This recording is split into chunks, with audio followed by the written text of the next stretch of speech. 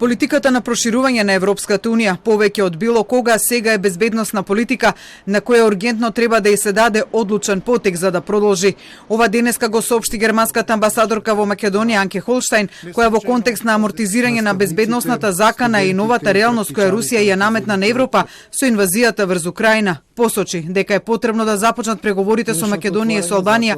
North Macedonia is exemplary in its alignment with the common foreign and security policy, shouldering the burden of the full set of sanctions with implications on the energy sector, on agriculture with lack of fertilizers and the lack of markets for fruit and vegetable.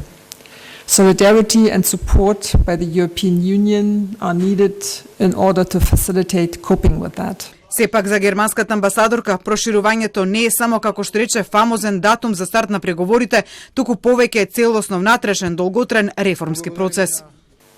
And this one needs to be accelerated for building a more stable democracy, for a country more resilient against influence of third parties. We witness here quite astonishing successes of Russian propaganda, mainly via Serb media and via social media.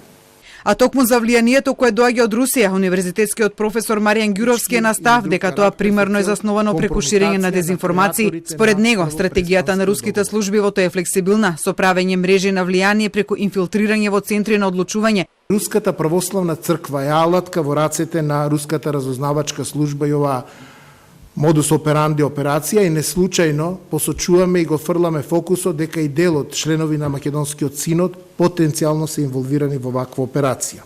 Значи, руското делување на Балканот е дел од пошироката стратегија на Путин за поткопување на демократијата и западните вредности во целиот западен свет со цел за јакнување на позициите на Руската Федерација. Но освен она што треба да го направи државата, да се заштити од руското влијание, Ѓуровски преку германската амбасадорка денес купати порака до Европската Унија да се разбуди и да свати дека проблемот на регионот со руските разузнавачки служби е и нејзин проблем и од регионот и во случај на хибридните закани, како и во случајот на мигрантите, ја брани безбедноста на Европа.